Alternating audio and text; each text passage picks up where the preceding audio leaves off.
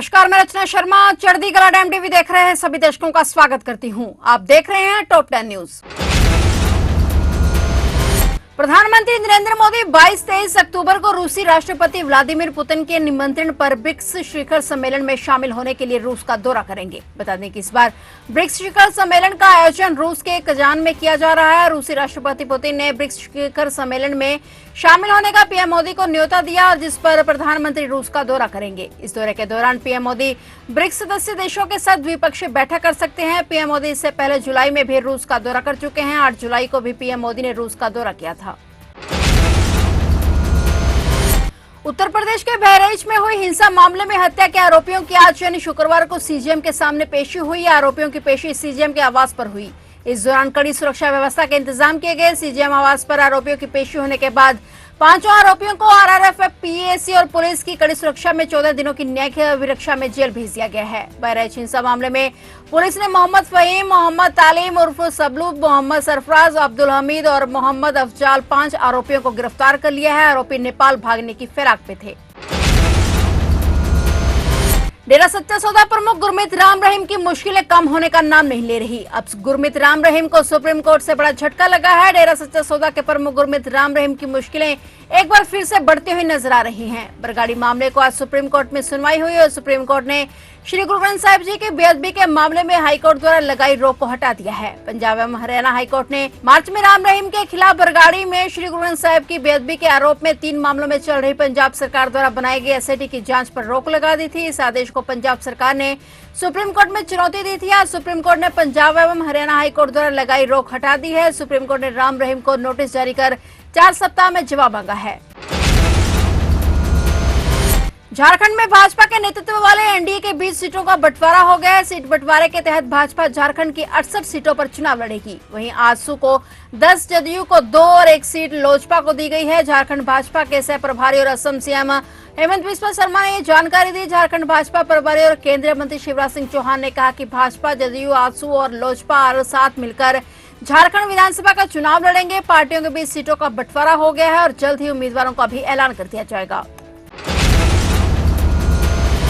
Supreme court ने बाल विवाह के खिलाफ बने कानून मामले पर भी आज सुनवाई की। सुनवाई में सुप्रीम कोर्ट ने कहा कि बाल विवाह के खिलाफ बने कानून को पर्सनल लॉ के जरिए बाधित नहीं किया जा सकता। कोर्ट ने कहा कि बाल विवाह जीवन साथी अपनी इच्छा से चुनने के अधिकार का भी उल्लंघन करता है। मुख्य न्यायाधीश डीवाई चंद्रचूड़ और जस्टिस जेबी पारदीवाला, जस्टिस मनोज मिश्रा की सदस्यता वाली पीठ ने बाल विवाह रोकने के लिए बने कानून को प्रभावी तरीके से लागू करने के लिए कुछ दिशा निर्देश जारी किए। पंजाब के मुख्यमंत्री भगवंत सिंह मान ने आज 72 प्राथमिक शिक्षकों को प्रशिक्षण के लिए दिल्ली से फिनलैंड भेजा। इस मौके पर शिक्षा मंत्री हरजोत सिंह बैस भी मौजूद रहे। इन सभी टीचर्स को तुर्को विश्वविद्यालय से 3 सप्ताह का प्रशिक्षण प्राप्त होगा और फिनलैंड रवाना होने से पहले अध्यापकों ने सीएम भगवंत मान के साथ अपने अनुभव भी साझा किए। दिल्ली के पंजाब भवन से अपने संबोधन के दौरान सीएम मान ने कहा कि हम पंजाब में सरकारी स्कूलों को इतना उत्कृष्ट बनाएंगे कि माता पिता के पास अपने बच्चों को निजी स्कूल या सरकारी स्कूल में भेजने का विकल्प होगा। अंतर यह होगा कि निजी स्कूलों में पैसे लगेंगे और सरकारी स्कूल फीस मुक्त होंगे।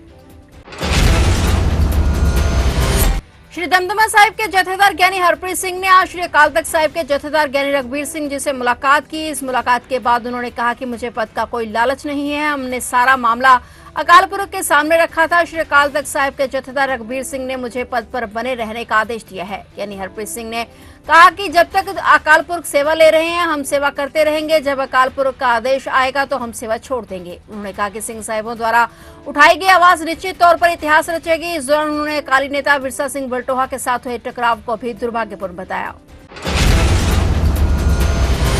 दिवाली से पहले उत्तर प्रदेश की सरकार ने लोगों को एक बड़ी खुशखबरी दी है। योगी आदित्यनाथ की सरकार ने इस बार भी प्रधानमंत्री उज्ज्वला योजना के तहत 1 करोड़ 86 लाख परिवारों को मुफ्त में गैस सिलेंडर देने का ऐलान किया है। यह योजना दिवाली के अवसर पर लाभार्थियों को मदद पहुंचाने के लिए शुरू की गई है। प्रधानमंत्री उज्ज्वला योजना की शुरुआत 1 मई 2016 को केंद्र सरकार द्वारा की गई थी। इसका मुख्य उद्देश्य ग्रामीण क्षेत्रों में महिलाओं को सशक्त करना और आर्थिक मजबूती प्रदान करना है। इस योजना के तहत सरकार ने ग्रामीण और गरीब परिवारों को एलपीजी कनेक्शन उपलब्ध कराना शुरू किया ताकि वे खाना पकाने के लिए सुरक्षित और सुविधाजनक विकल्प का इस्तेमाल कर सके।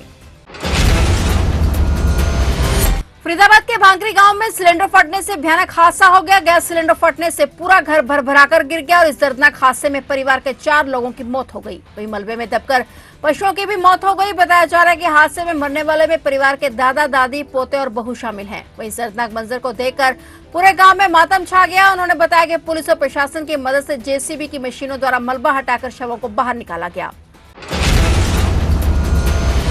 सुपरस्टार सलमान खान को कई वर्षों से जेल में बंद गैंगस्टर लॉरेंस बिश्नोई से धमकियों का सामना करना पड़ रहा है। जाहिर तौर पर है कि इसका कारण है कि 1998 में राजस्थान में एक फिल्म की शूटिंग के दौरान सलमान खान ने काले हिरण को गोली मारी थी और इसी बीच एक बार फिर से भाईजान को खुली धमकी मिली है। सलमान को एक बार फिर से लॉरेंस ने धमकी दी है और इस बार ट्रैफिक कंट्रोल को भेजे गए मैसेज में धमकी लिखी मिली, जिसमें सारे विवाद को निपटाने के लिए सलमान खान से 5 करोड़ रुपए की मांग की गई है। कथित तौर पर बिश्नोई गैंग के मैसेज में चेतावनी दी गई है कि अगर सलमान खान ने पैसे नहीं दिए तो उनका हाशिया पूर्व विधायक बाबा सिद्दीकी से भी बदतर होगा, जिसकी हाल ही में हत्या कर दी गई थी। फिलहाल टॉप 10 न्यूज में इतना ही और नए समाचारों के साथ फिर से हाजिर होंगे। तब तक के लिए देखते रहिए चढ़ती कला टाइम टीवी।